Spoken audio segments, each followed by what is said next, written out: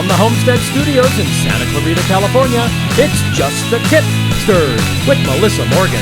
Paris Cafe. If you've got a tip for Melissa, the mysterious place your GPS accidentally sent you to, that pawn shop downtown with the disturbing inventory, why Betty Crocker's logo is a spoon and not a baking pan, anything, tell us about it by calling the Tipster hotline at 832-TIPSTER. That's 832-847-7837, or send an email to jttipsters@gmail.com.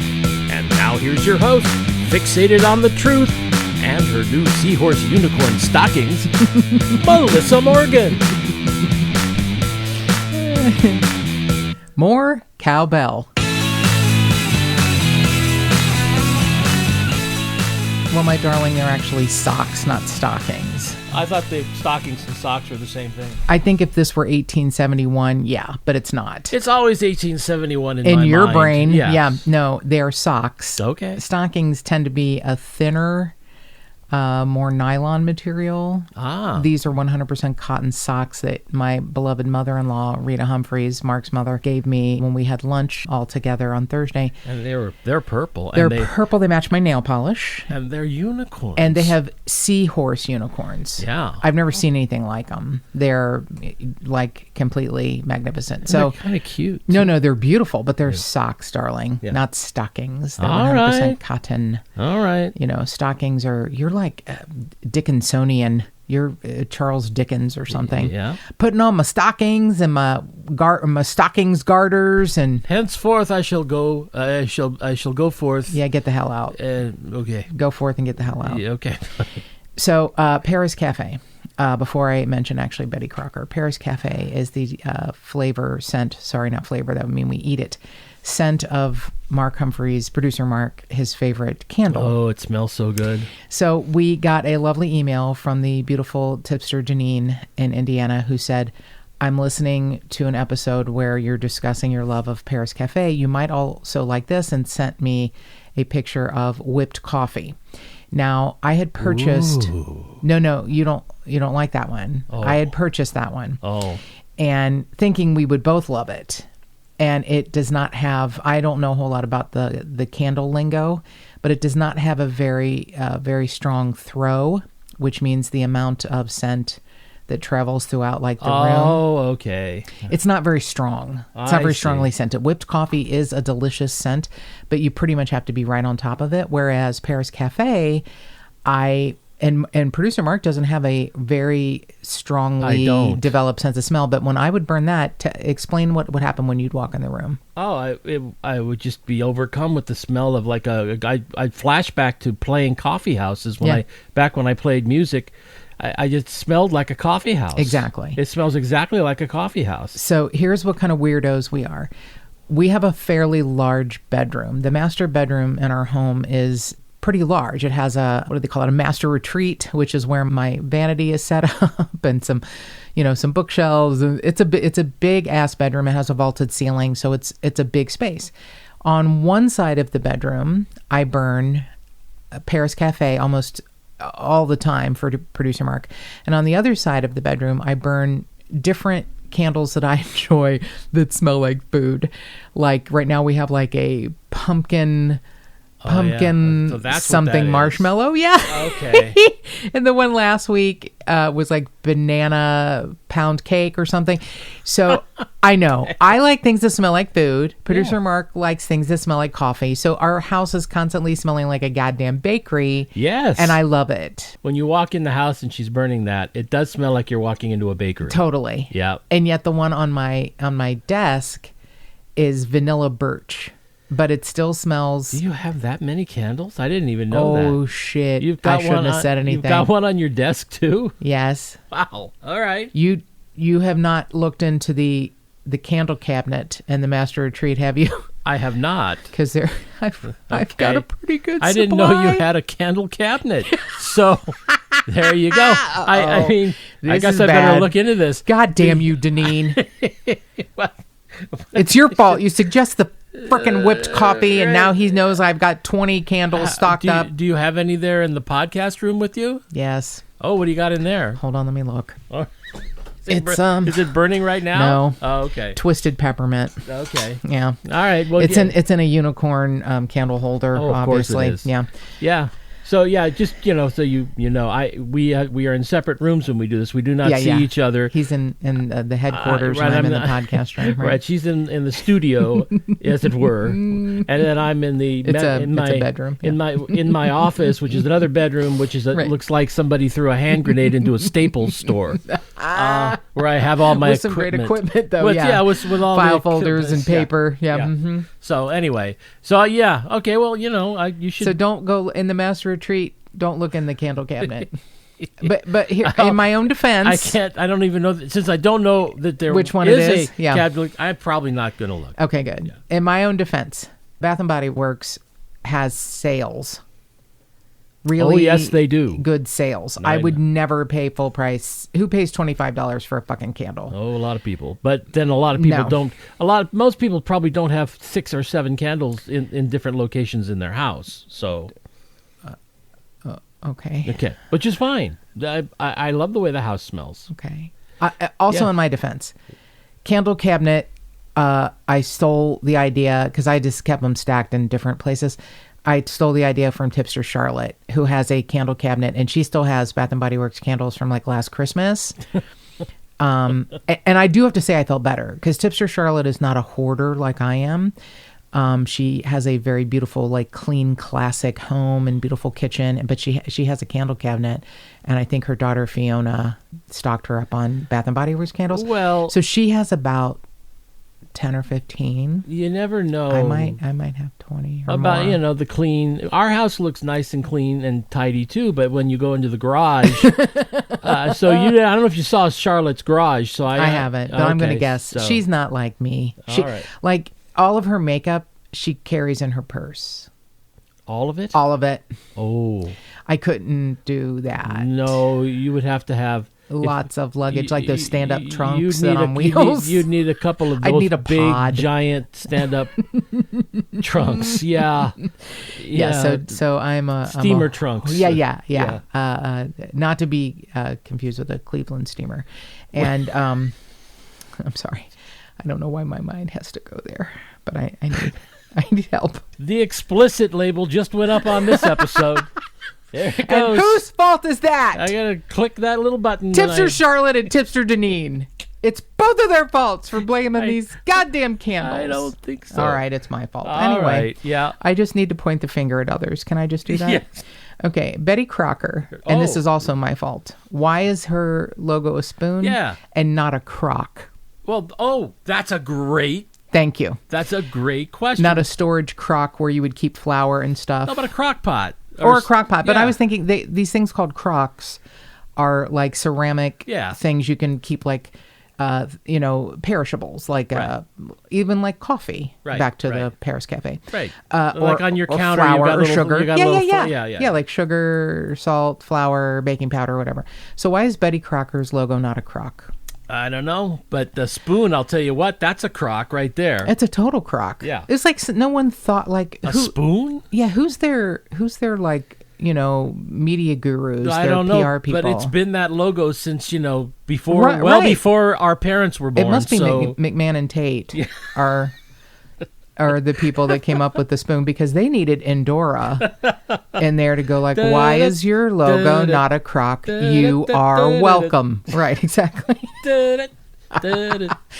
If you could only have witches do all of your media and commercials, I mean, think of how successful you'd be. You'd be great. I mean, the spoon never made sense to me even when I was a kid. Tapping into the unexplainable netherworld can be I think it would make people very successful if you just I agree. Summon some witches to help you and their mother-in-laws, or their mothers and their crazy Uncle Arthur. And then the husband that's an ad exec. Yeah. And they kind of freeze him like in a static, fugue state for a while and then take over the campaign. And call him Durwood. And fix it and call him Durwood. And then they wake him back up and then he can take credit the campaign, although his boss, Larry Tate, will take her. Anyway, go ahead. We have about 3/4 of our audience that has no idea what we're talking about. Yeah. Click. Yeah. No one's old enough to know these references. What's the name of the neighbor? The nosy neighbor? Oh, Gladys Kravitz. Gladys Kravitz, yeah, right. I use that all the time. And I will tell you how sad it is.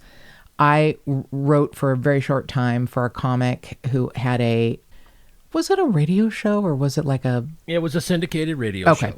And I mentioned that he had Gladys Kravitz and other people had Lenny Kravitz. And I think that probably was the part that maybe he didn't like me anymore. He didn't understand it. He understood the Gladys part. No, he did. Oh. He actually used that bit, but he did. But he made fun of begrudgingly. Yeah, and he didn't like having Melissa. He wanted to write his own stuff, and his own stuff was not doing well. So they hired Melissa to write funny stuff for him, and he resented it. So he just kind of And I just didn't want to do it anymore. Yeah. So there we go. That's why I'm here talking about Gladys Kravitz, and no one knows what I'm talking about because I have my own podcast, and that's awesome. But at least you and I are talking about it. Yeah. So. All right. All right. So Betty Crocker, check. Paris Cafe, check. So I wanted to say a special thank you to Tipster Ann, who has been such a support for this podcast for so long in so many ways. She insists on sending me things for my birthday and painted Siren Marie Morgan Humphreys exquisitely hanging in our stairway with the other pictures of Belladonna and Pony Boy. I mean, she's such a support. And then now she is a patron. And I kept saying, you do not have to do this. And she is like, look, it's a bargain for what, the content we get. So thank you, Tipster Ann, for becoming our newest patron. I think I thanked Tipster Gina in the last episode, but I'm not sure. But if I didn't, she is also a new patron. And she suggested a case from Tennessee that is fascinating. And also Tipster Susan suggested a case from Kentucky. So we have a couple of those things we're working on. Thank you again to Tipster Gina and Tipster Susan for emailing and messaging us information on cases. And if you would like to do that, you can email us at jttipsters@gmail.com. We would be so happy if you could rate or review or subscribe to this podcast on Apple Podcasts or wherever you get your podcasts. We have a Tipster hotline, 832-847-7837. That's 832-TIPSTER. And we would love to hear from you about anything you want to talk to us about. So we're still working on cases from Minnesota. It's actually an update to a case we covered in January of 2020. And hoping that will be coming in September. The sheriff is in the middle of a large project, asked that we connect coming up soon in the next week or so, and then set a date to record in September. So that'll be coming up in September. We're also working on a case from upstate New York, which we will be getting an interview with the special investigator from the district attorney's office coming up sometime in August. So those cases will be coming up. But I do have something I need to say. So I've been working on this case from upstate New York for a month, 6 weeks, something like that, suggested by the amazing Tipster Tim. And it was from his hometown in Utica. So I had contacted, and I was unaware, I had contacted the current investigator for the district attorney's office, a retired detective.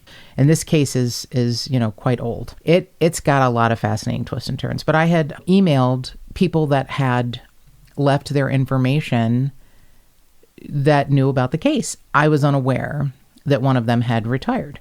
So I emailed these people 6-8 weeks ago, and I got an odd message back the following day, 24 hours later, from someone I did not know. And to his credit, he is much better than I am with brevity. He's, doesn't talk as much as I do, and even in his emails, but he gave me no information. He's like, hi, I'm a documentary filmmaker working on this case. I heard you have interest. Let's talk. And I'm like, who the fuck are you? How did you get my goddamn information? Yeah, Melissa was a little upset. Oh, no. I was furious. We tried to have dinner that night. She was too mad to have dinner. I was too mad to eat. So I went ballistic on Tipster Tim, who was like, I did. And I'm like, I'm so sorry. By then, I had messaged back the documentary filmmaker, who the fuck are you? Why are you coming at me? Who gave you my shit? In those words. Probably. You did. You did. I was furious and felt so vulnerable and betrayed. I hate that word, but I was shocked. And then he said, I got it from the retired detective. I'm like, well, he's a piece of shit. By the way, he never contacted me back. He never answered me. He never said, I'm giving your information to this documentary filmmaker. I'm retired. I'm not really working on the case. And he would like to speak with you. He gave me no entree, no explanation, nothing, no shit, nothing. So this poor documentary filmmaker took the brunt of my, my scream fest, and he was like, I'm sorry, it's my fault, I should have. And I'm like, yeah, you fucking shoulda. Tell me who you are. Don't just contact me on my personal number and email, which he did both, by the way, because he's, he turns out to be a good guy, a very good guy who's very ambitious and dedicated and devoted to this case. And he is working on a documentary out of his own pocket, paying for it and, editing and shooting. And he has interviews with current and former, detectives and family members and friends of this victim. He's a good guy. And irony of all ironies, he will be in Southern California next week, and we are going to meet and have coffee. So he turned out to be a good guy. We have talked many times, messaged many times, and I will also tell you the investigator for the DA's office emailed me back, and he's like, Madam, I was on vacation. I just got back to this email because I was pretty angry. And he was like, I don't know who gave your information out, but I just saw this email. And we have spoken since then numerous times, and I adore him. And he said, I knew within a minute of our conversation talking in real time that we were going to click. And we did. And I adore him. Again, we will be speaking with him later this month in August. But here's something I just need to say. If you're in law enforcement and someone contacts you and you don't want to be involved or don't want to talk to them, say that. Say, you know what? I'm not working on the case. I'm not interested. I don't like podcasts. I don't like you. Just say whatever you want to say. Do not ever give out someone, and I can't even believe I have to say this out loud. Do not ever give out someone's email address and cell phone number to a complete stranger. I don't care if you vetted them. I need to vet them. It's not your decision. Well, they just need to say, hey, I'd like to send your information Can I do this? Can I do this? Right. Absolutely. Right. That was all it would have taken. He not only didn't ask me, he didn't even tell me he was doing it. So asking would be the number one thing to do. That's so he invited people to contact him about it. His email address was printed in an article from just a few years ago saying he is still working on the case, even though it's been turned over to the DA's office special investigators. But it was scary and weird. Yeah. Well, it's overall, though, it sounds like we've got some good episodes coming up. I think so. We're really blessed to get this kind of inside knowledge and speak with people involved in the case that have the correct information. Nothing bothers me more. Nothing bothers me more than podcasts who just, I'm going to revert to an old radio news thing, rip and read, that just, rip pages or print pages out from their computer or read from their computer screen, Wikipedia articles or, nothing bothers me more. So look, have I done it in the past? Probably. No, I try not to. You've never done a rip and read. You quote from various articles and whatnot, and usually give credit, but it's all as a result of more detailed research. I try. So I really do try. I just want you people to know that. I've never seen you do a rip and read on this. Thank you, producer Mark, and thank you, Tip-Sters, for listening and paying attention, because it really, we're talking about people's lives and potential death here. It's just too big of a responsibility to be that, capricious. I'm gonna just do it. I can't. And I get it. Look, interviews are not my forte. It's not something I look forward to doing. I also feel like they're important. We don't do interviews every episode, as you can tell.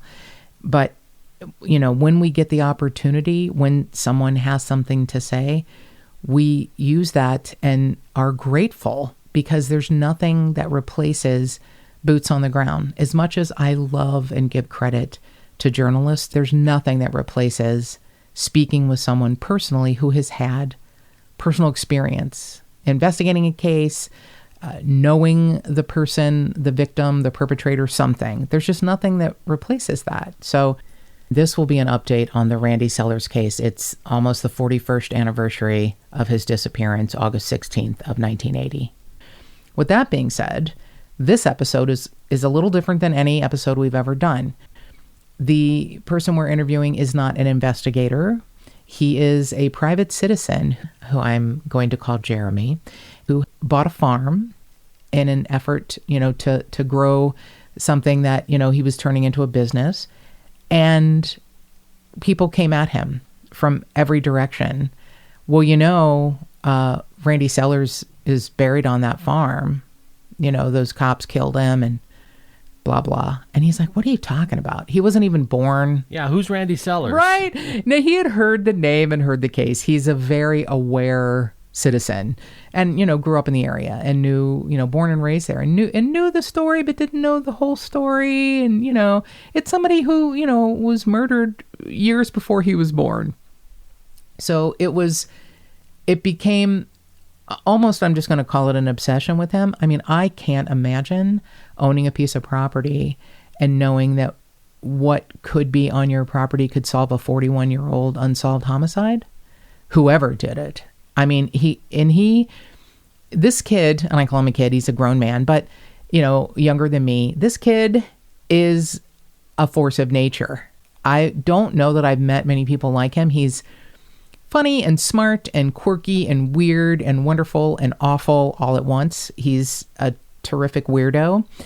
And I've never seen anyone this passionate about it, unless they were a family member or, in law enforcement who worked on the case. He's just a guy who bought a farm. It would be like if you bought a farm and someone said, Amelia Earhart crashed there, and you'd be like, what? Or Jimmy Hoffa was known to hang out on your farm. You would be doing what Jeremy does, which is he has rented expensive earth moving equipment out of his own pocket. He has had search dogs come from different organizations all around Kentucky. Some of them are training organizations. Some of them are already professional organizations that, have a history, a record of search dogs finding things. I will be honest with you, as much as I love dogs, and I know, HRD dogs, human remain detection dogs, are amazing. I know they have found things. I know it. I also know there's a large percentage of it just didn't work out today. They didn't hit on anything. It could be time, weather, the dog didn't sleep well. It needs a treat. Yeah. I can't put, look, I'm going to put these, and I know this is not the right thing to say, but I'm going to put these two things together. I know search dogs have done fantastic work the same way I know psychics have done fantastic work. I also know you can call them sciences. I think there are people who would consider both a science. I also think what you're dealing with is a large amount of variables that can affect the outcome. So I believe in psychics the same way I believe in search dogs. They're both wanting to do the right thing. They're both very helpful, and they both are not infallible, Well, right. So, that's what I'm saying. But Jeremy has done such amazing work on this case, and he has had more people come to him and tell him things that, mostly we're going to call it fiction, but he has weeded out a lot of things and has found some facts that we didn't have before. So Randy was 17. He was a juvenile. He was 2 weeks from turning 18. He had just gotten out of a military school and had graduated with his GED. So he was on par with everyone for his age, and who knows where he would have, gone if he'd been able to live. He's 17. He'd been home for 2 weeks, got to go to the Kenton County Fair with a friend. Supposed fight that happened actually wasn't even fisticuffs, like no punches were thrown. It was two young boys yelling at each other. A report is that a boy named Tim was one of the people that Randy was yelling at. He was held in a trailer on the Kenton County Fairgrounds that the police, I guess, were using as, like a staging area or something. They tried to get a hold of his parents. His parents were out of town. He kept saying, my parents are out of town, and they were. And so apparently it was a busy Saturday night at the Kenton County Police Station, and a sergeant said, take the boy home. You would think that would be a polite thing if it were to go the way it should go. You take a boy who apparently was not drunk, but maybe had ingested what he described as a prescription Quaalude. I don't know what Quaaludes are for. I think they kind of calm you down. So maybe he had ADD or something. I don't know. I don't know my drug world very well. So he was on something. The original, and I'm naming names. Jeremy doesn't have to, but I am, because these officers are still alive. And there is some mistakes that we need to correct. Robert Weiner picked Randy up at the fair. He had an older patrol car that did not have a screen.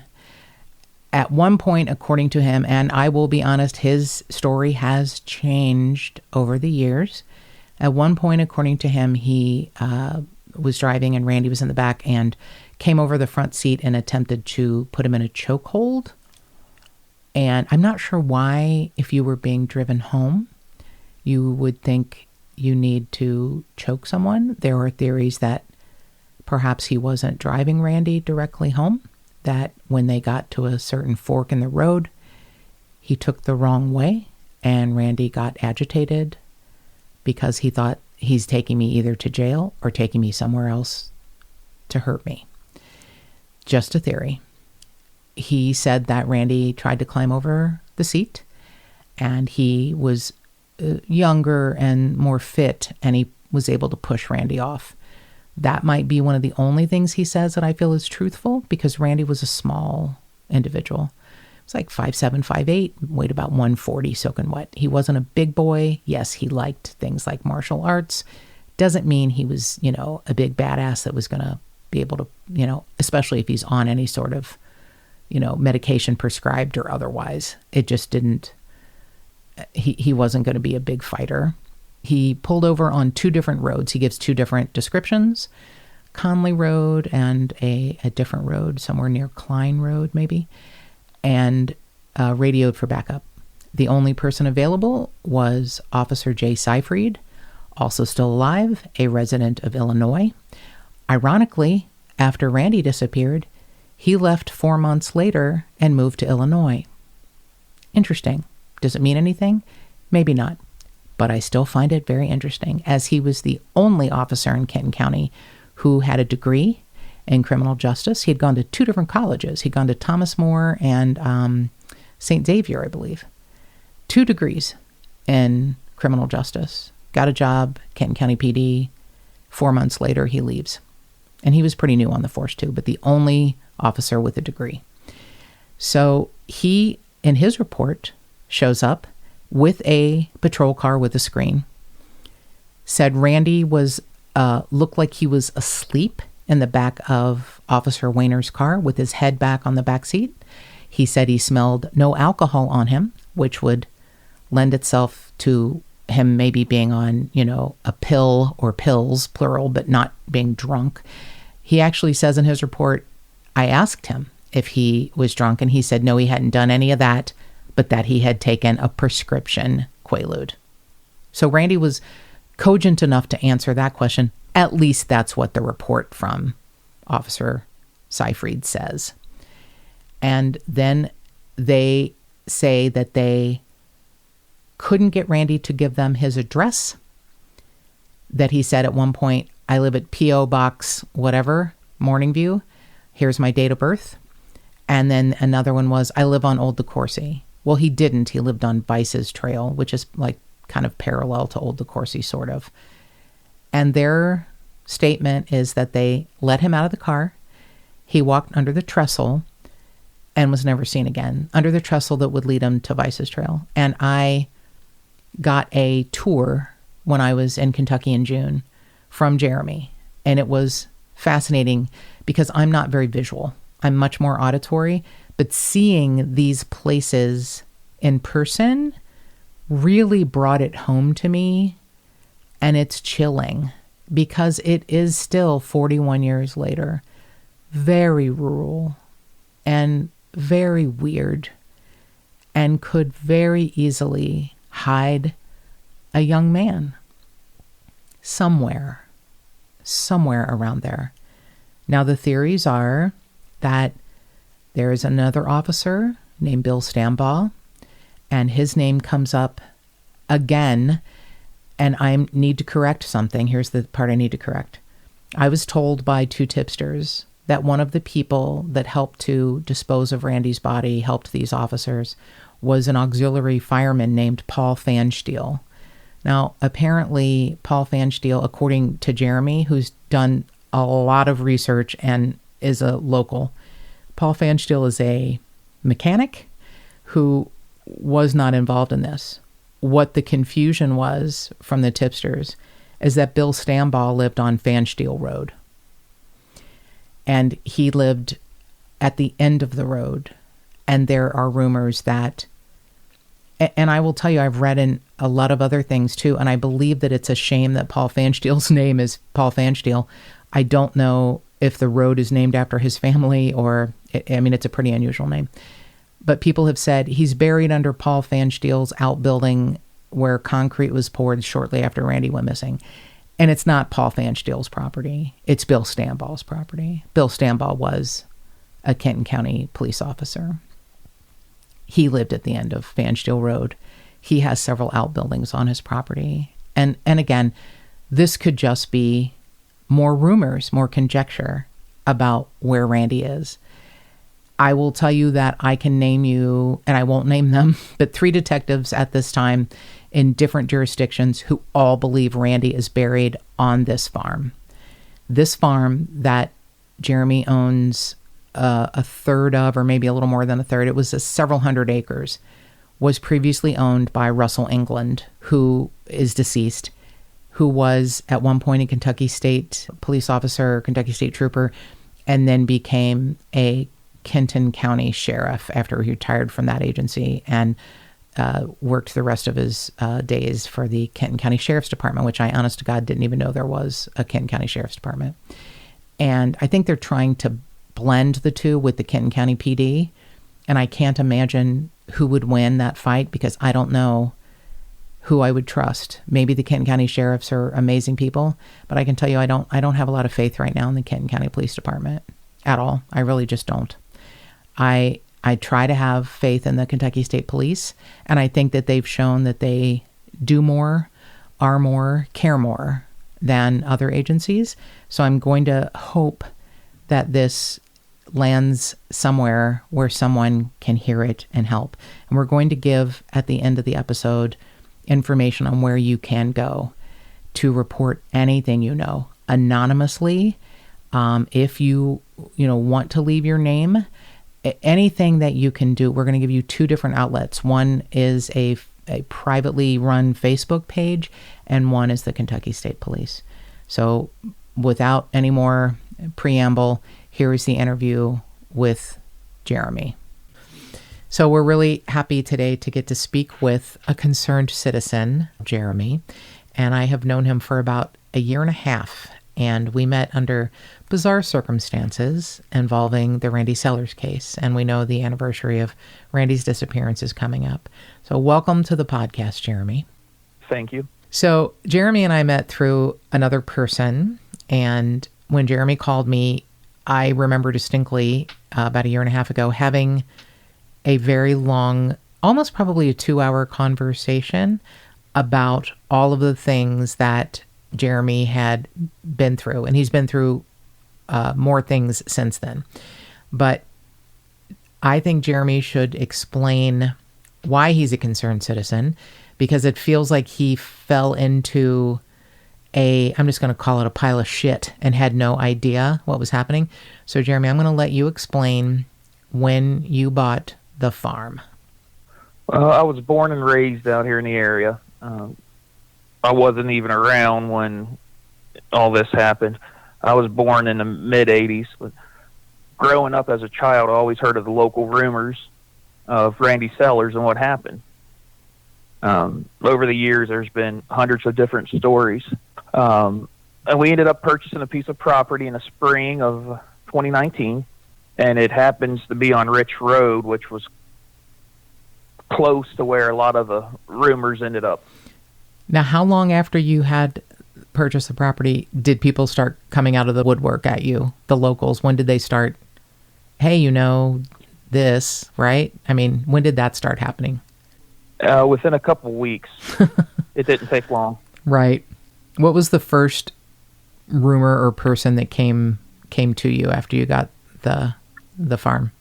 The conversation that really set everything off, I was speaking with somebody, and I just made a joke about, hey, I bought the farm beside where Randy Sellers is buried. Now you can tell me where he is. And he made the statement, he's not on my farm, he's on yours.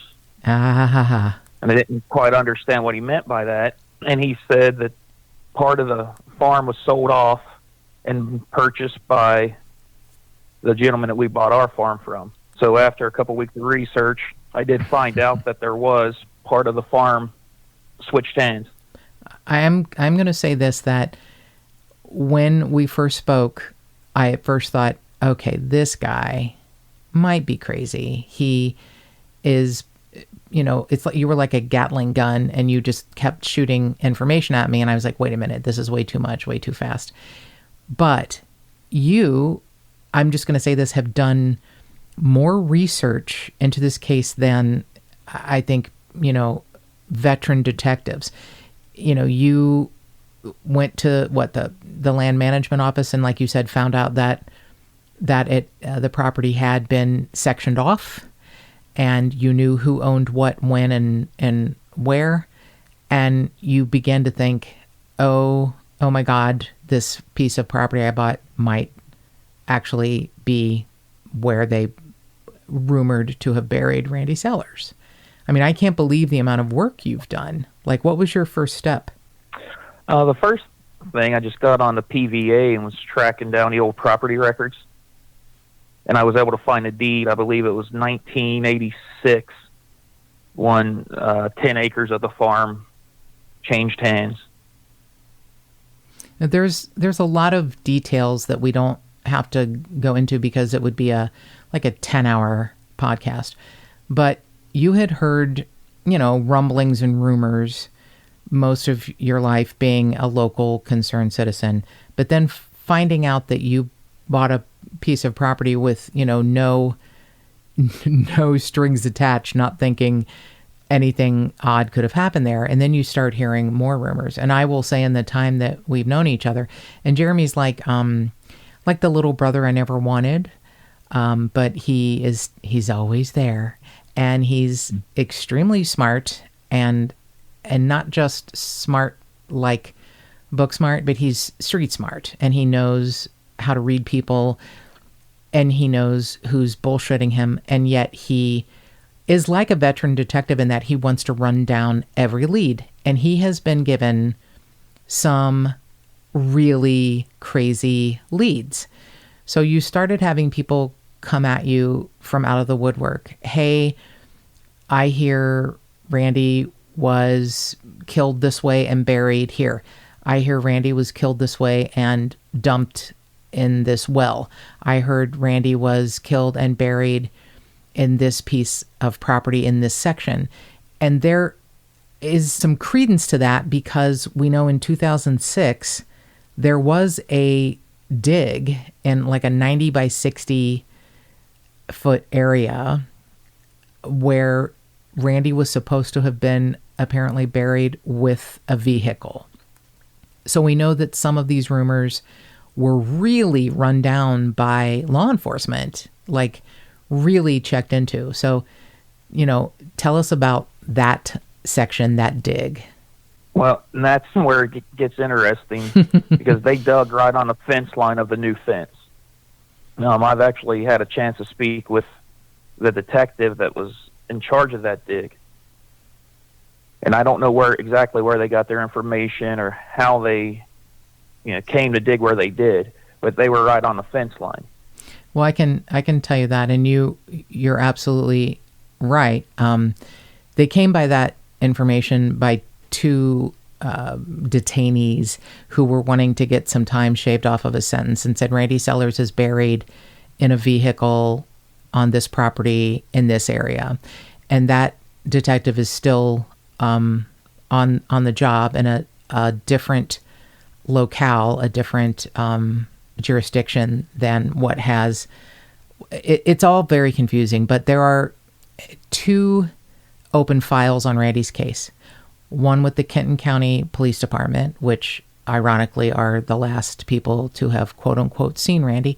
And there is another jurisdiction, which was the Kentucky State Police, that is sort of supposed to be overlooking the case because we know Kenton County Police Department isn't doing jack shit about the case. And here we are 41 years later. So this is yet a different local jurisdiction, but they did this dig in 2006. And I will tell you that speaking with that detective and other detectives from that jurisdiction, I will, I know this won't be shocking to you, but after the first time we spoke, I was like, I'm not sure if he's crazy or what. So I spoke to the detective and said, this kid thinks that Randy Sellers is buried on his property. And is this just blowing sunshine up someone's skirt? And the detective, who's very serious, said to me, Melissa, every time the detectives have gone out there, they expect to come back with a piece of Randy. So if detectives who are that serious about this case say that to me, I know they mean it. They truly believe that Randy is somewhere on that property. And do you still think that too? Based off all the information I've gathered and all the local rumors, I do feel that there's a very, very good possibility he is on my farm, between mine or the original farm. Right. Maybe right next door, the other piece of property that may have gotten sectioned off. So let's go through some of the things that I honestly can't believe all of the things you've done. You're like a force of nature. And if Randy is somewhere there, I don't put anything past you. You will find him, whatever there is, if he is there. So when you and I spoke first, you had dug in what was at one point an old well. We found the well by chance. And explain what you found in the well.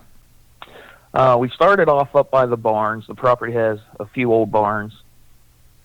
And based off the research we were doing, it rained 7 of the 8 days prior to Randy disappearing. Originally, I was looking down by a creek. Right. But after finding the weather forecast, knowing that if it rained 7 of the 8 days prior and the water was at flood level, I didn't think it'd be possible to get a piece of equipment down by the creek. So we started looking up by the barns. One of the neighbors that lived in a house down there mentioned that they saw equipment by the barns late at night.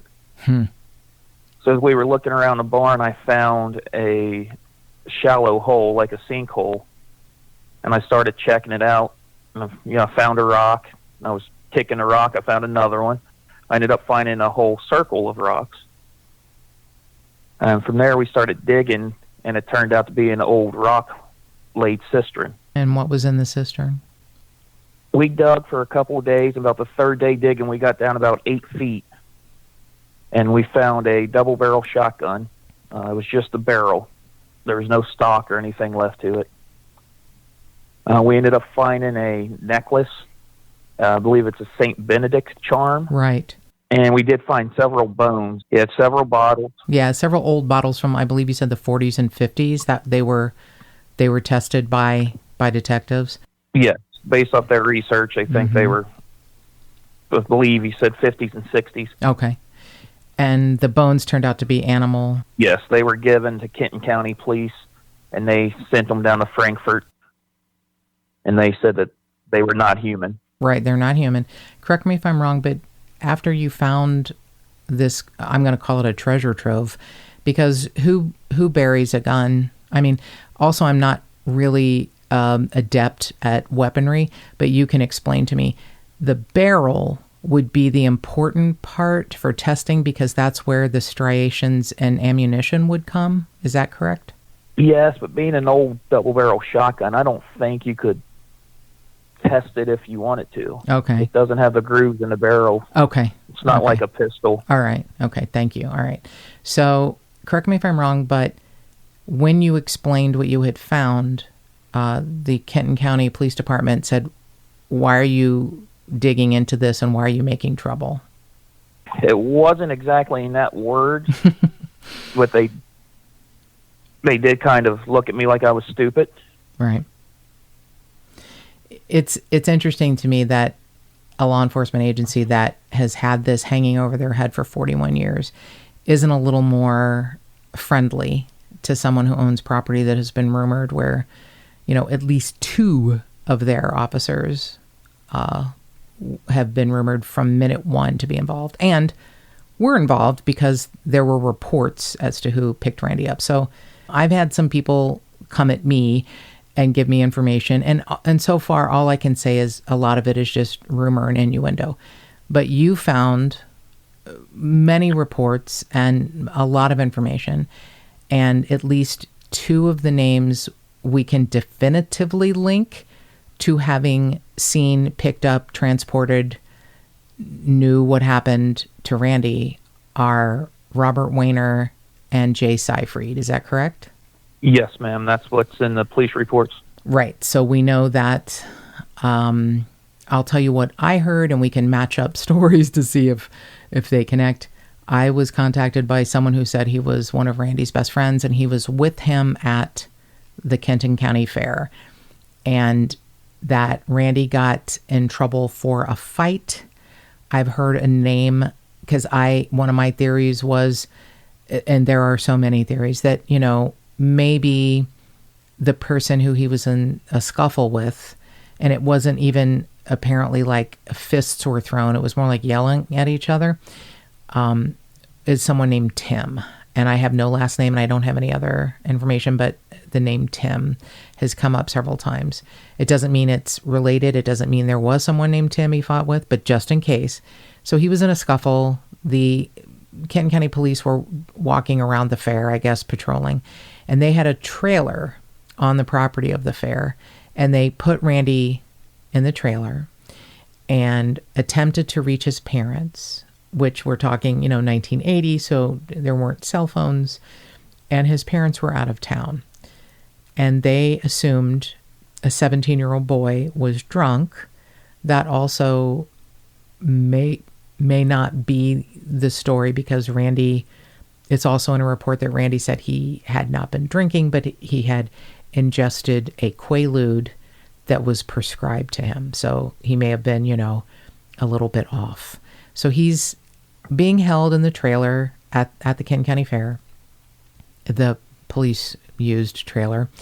And around 9 p.m., Robert Weiner attempted to take Randy home as a favor after he'd called into the station, and the sergeant or the captain, I think it was the sergeant, was busy booking a DUI and said, just take him home.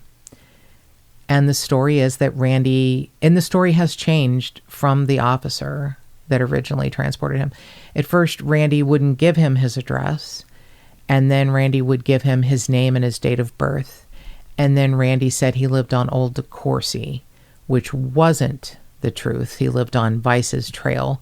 And then the story is that the sergeant back at the station told Robert Wayner that Randy lived on Old DeCourcy. So are we sort of matching up in stories now? I've actually had the opportunity to speak to one of them officers myself. The story he gave me was a little bit different than in any of the reports I was able to read. A couple of the things that don't seem to add up. A few people say Randy was escorted by 2 police officers. I've spoken with a couple people who were at the fair with Randy the day everything happened, and they said that they watched Randy get put in the back of a police car, and 2 officers got in that car, and then they were followed by another car that had 2 officers in it. Now, that's one of the stories I had heard, but what did the officer you spoke to tell you? Didn't he say it was just him? Yes. And that he was taking home. And he had the car without the screen. Yes. Mm-hmm. And he said in the process of taking him home, Randy did come across the seat, and he showed me like almost trying to choke him. Mm-hmm. I showed him a gesture of him trying to put his arm around his neck. Mm-hmm. And he said at the time he was, younger, in good shape, and he was just able to, shrug him off. He said nothing really happened. He went on down the road. He said that he pulled over and called for backup.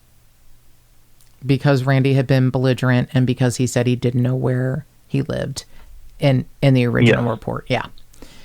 So one of the other stories is that, and this is in the report, that Officer Jay Seyfried, who is now a resident in Illinois, and I've contacted him, and he said he had nothing to say, that he showed up, and he had a car with a screen.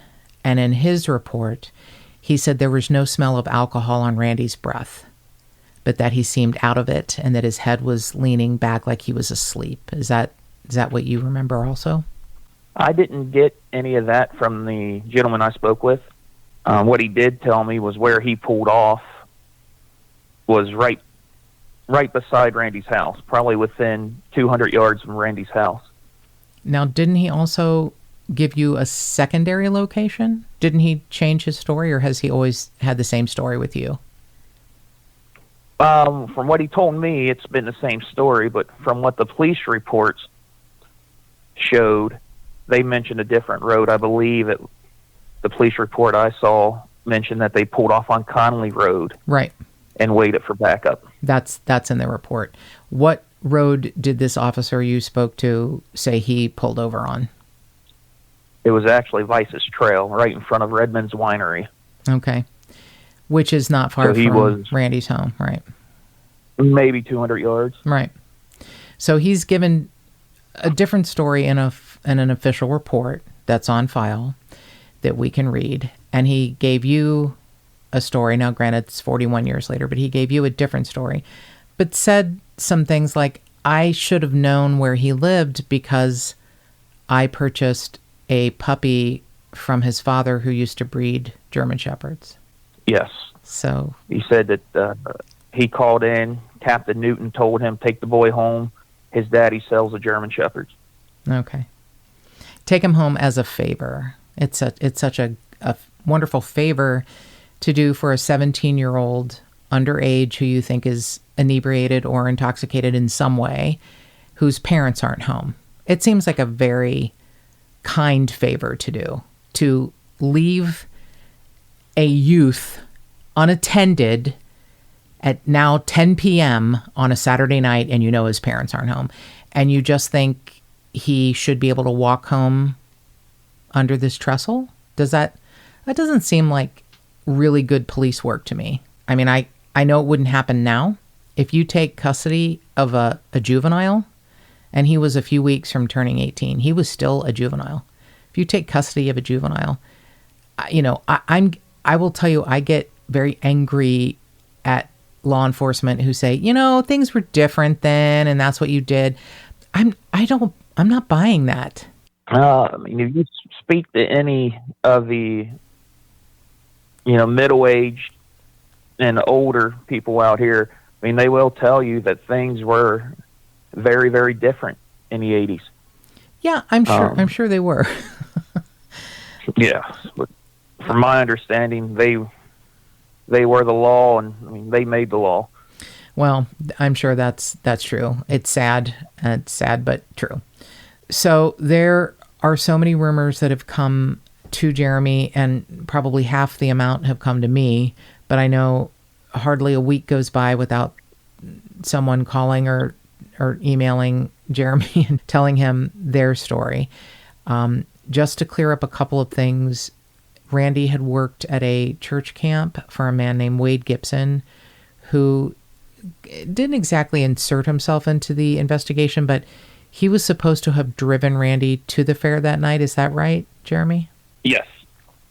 And he has since passed away, and he was convicted on other charges, but not having to do with Randy. And he, was very interested in the case and wanting to know what happened to Randy. And I think he felt, or at least he said out loud in public, that he felt the police had done something because they were the last people to see him.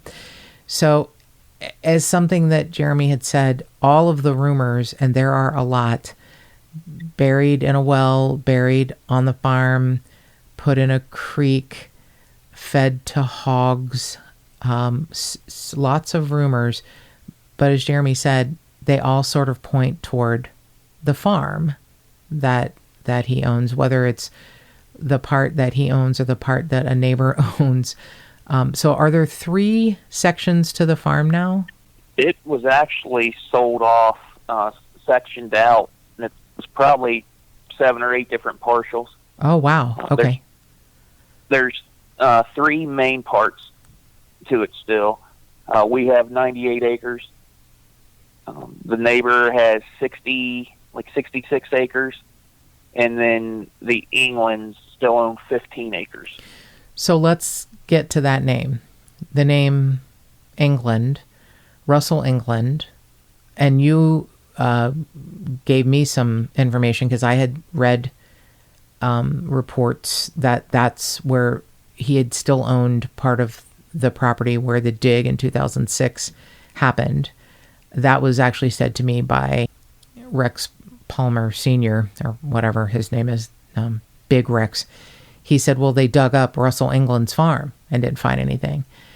Now, Russell England, I did not know this. I thought he was a Kentucky State Police officer, but he was also at some point a Kenton County police officer. Is that true? Russell England was, I believe, he retired from Kentucky State Police and then went to Kenton County Sheriff's. Oh, Kenton County Sheriff's. He was a County Sheriff deputy. Okay, when there was a Kenton County Sheriff, which they were, absorbed by Kenton County PD? Is that what happened? No, we still have both. Oh, you do? I didn't know you had a Kenton County Sheriff. Okay, thank you. All right, so Russell England, and it's quite common for someone to, put in their 20 years in law enforcement and then retire and go to a different law enforcement agency if you're not ready to retire fully. It's very common. So Russell England had been on 2 different law enforcement agencies, and his farm was the site of a dig in 2006.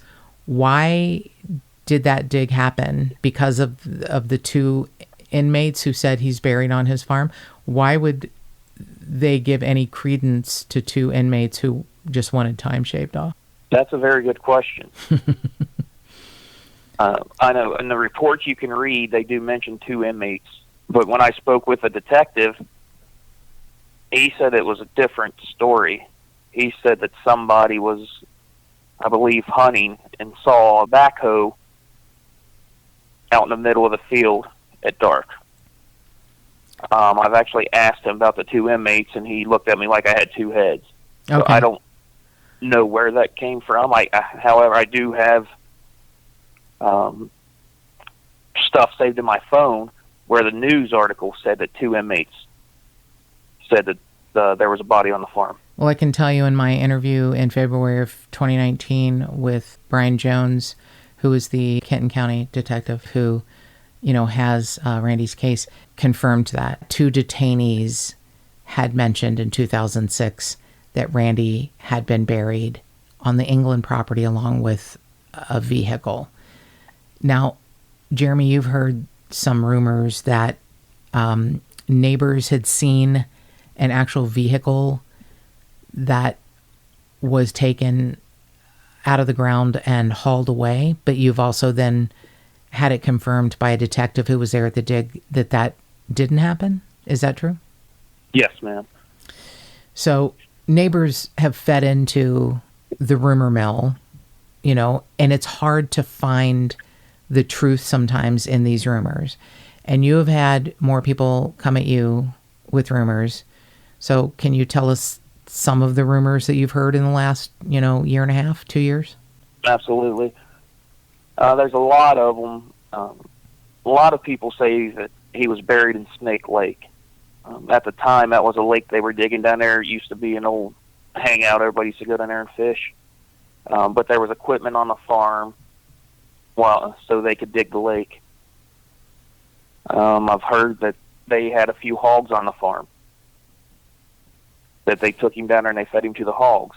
Recently, the big thing now is that he was buried back across the creek. So now, across the creek leads us back to the rumor that said the truck bridge. And the amount of detective work you did to decipher what that means is brilliant. So explain what the truck bridge is. From what I found out, it was an old semi-trailer. They took an old semi-trailer and they put it across the creek so they could get from one field to the other.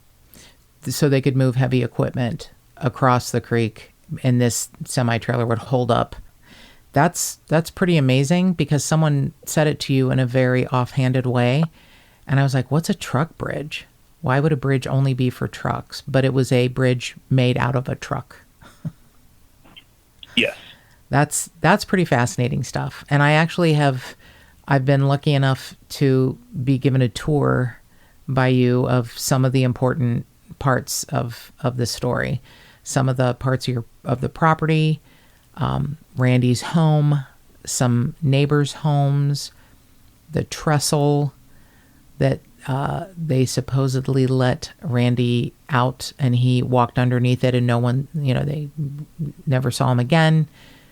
Is it Spilly? The Spilly bee farm that...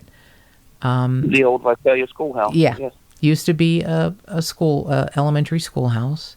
It still actually has Visalia Elementary School in the brick. I have a picture that you took of me standing next to the building. And explain the rumor about...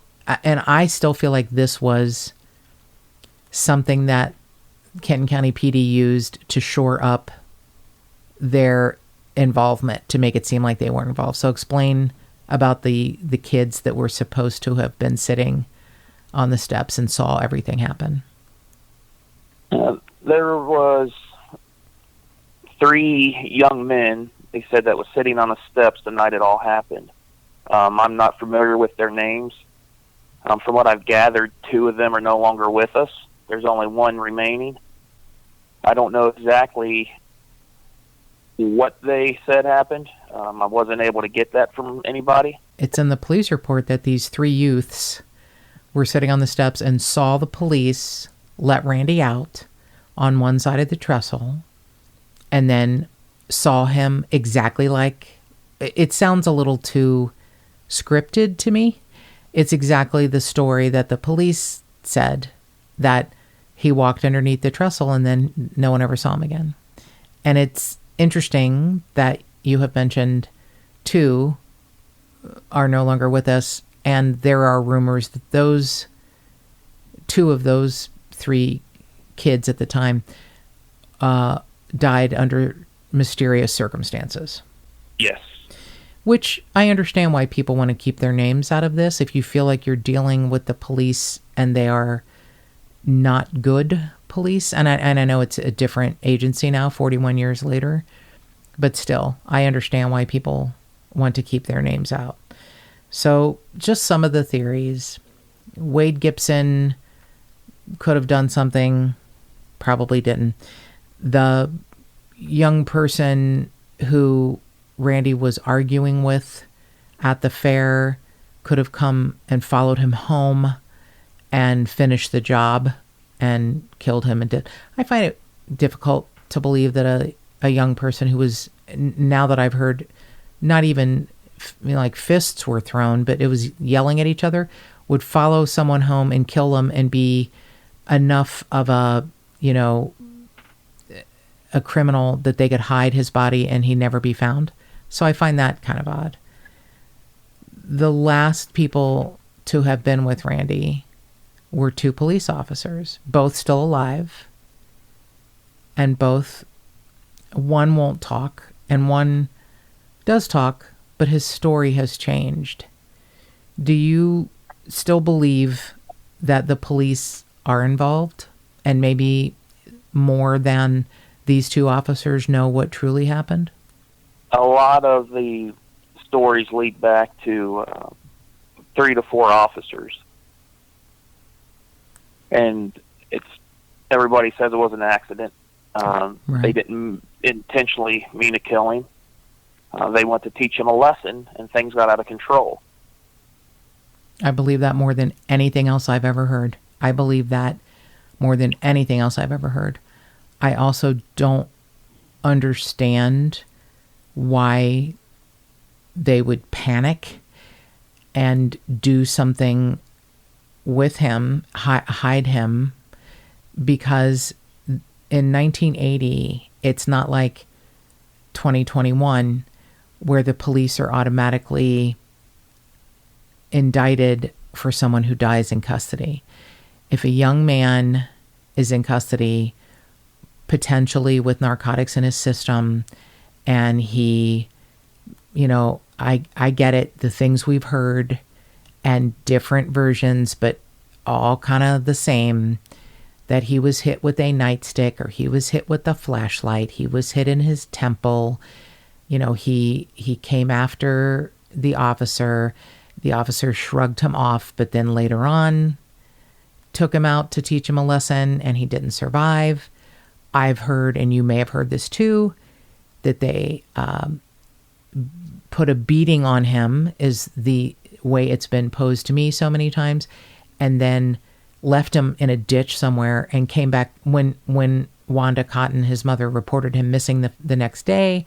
They came back to find him and he was deceased, and they then hid his body.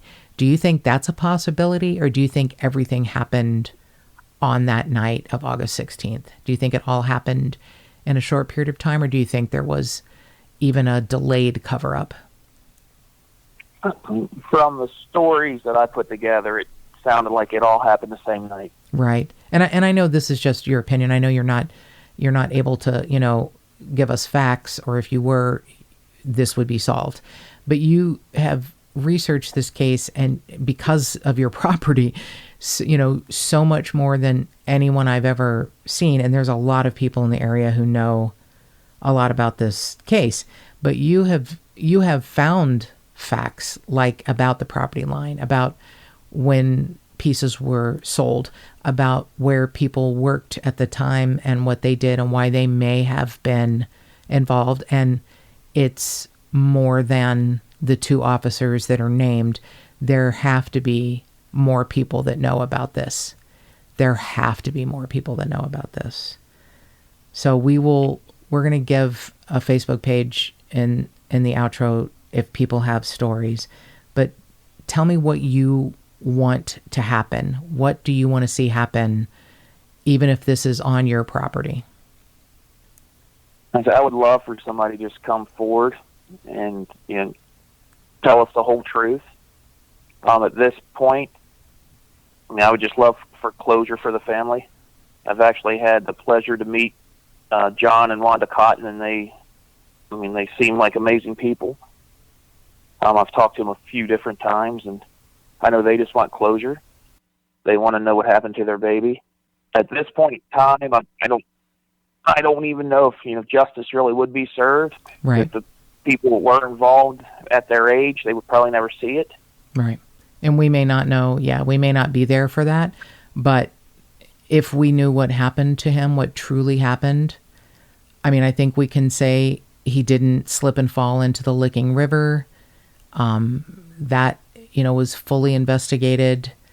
I mean, it does feel like it's centrally located somewhere in that area. It just doesn't feel like, there's been rumors that he, moved to Georgia, that he moved to Florida, that he, 5 years after his disappearance was in Dry Ridge, in an odd situation. It's things that none of those things have any credence in my mind. It just feels like he never left that area. Like that night he was taken home or attempted to be taken home, and he never made it home. I personally know some of the officers' names that keep coming up in this case. And I can tell you, I mean, if it was an accident, I truly feel it was an accident. I mean, these guys are not hardcore killers. I don't think they set out that day to, hey, let's go kill this kid. I think that's true. I think things just got out of hand and mistakes were made, and they took the easy way out. That's the part I have the hard time with. I think that theory honestly makes the most sense of anything I've ever heard. And we've both heard a lot. You've heard a lot more than me, but we've both heard a lot of pretty crazy theories. So, and I think I know it had to have been overwhelming to buy a piece of property, to start a business, to do, what you want to do. And then to have everyone come at you, hey, there's a kid buried on your property. That had to just be, that had to just blow you away. Majority of the time they say it's on England's property, but nobody really knows that the property was sold off. Right. The police didn't even know. When I took that information to the detective, they were not aware that the property was sold off. Yeah, that's what I'm saying. You've done more research and found more legitimate information than veteran detectives. And, I know I kid you a lot and I say you're the little brother I never wanted, but I am truly in awe of everything you've done. And I think if there's ever a chance of this case being solved, it's going to be because of you. So I'm really grateful that you took some time to talk to us today, Jeremy. Thank you so much. Well, thank you. I really appreciate your time.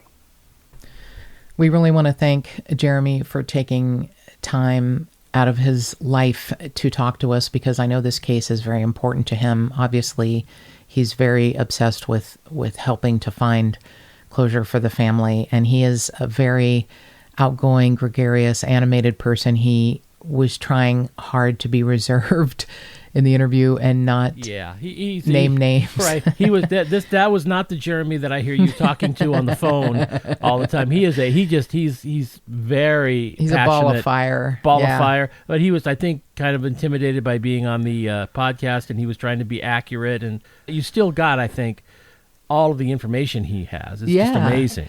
And we have a follow-up. I had mentioned a few weeks ago that a detective had called me from the trauma center, and I was I was shocked and surprised, and I found out now why, and it's probably because he was in shock. He had called. I had texted him that day. We were going to set up an interview time, and he had called me, not even just returned a text, but called me. And he didn't sound stressed or in pain or anything. Again, I believe his wife explained it was because he was in shock. So he goes, yeah, bad news. I'm going to be out of commission for a while. And I'm like, oh, no, are you going on vacation? And he goes, no, I had a bad fall and I'm waiting to be admitted into a trauma center. They think I broke my back. And I'm like, oh my God. Why the hell are you calling me? Holy shit. And he Really? said, yes. And he said, because I was so stunned. I go, why the hell are you calling me? And he goes, well, you were one of like 82 texts I got today. And I just wanted to make sure you didn't think I was, ignoring you or avoiding you. And I'm like, buddy, I would not have thought that. And you're a badass. And please take care of your spine. A little more important than an interview with me.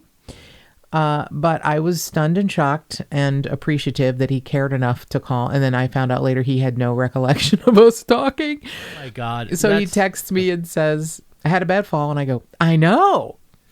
And he goes, oh, did someone tell you? And I go, You did. You did. And he's like, what? And I'm like, we had a conversation. You called me. And he's like, oh. And I go, yeah. I called you a badass because you were calling me from the, ER of a trauma center before getting checked in. And he's had surgery since then. And apparently it went well. And he's resting at home. That's good. Okay, yeah. And he was going to be on this episode. Yes, with Jeremy. That was the intent anyway. So Jeremy is such an alternate badass, and that he will not give up and is very much like a dog with a bone. And he found retired Detective Fred Scroggins, and that's who we're speaking of, who had the fall. And I think he had Randy's case. When we spoke, I said for 15 years? And he goes, well, yeah. And then for 5 years since I've retired. So all in, I've been working on this case for 20 years. So 20 of the 41 years. So he had Randy's case for a long time when he was with Kentucky State Police.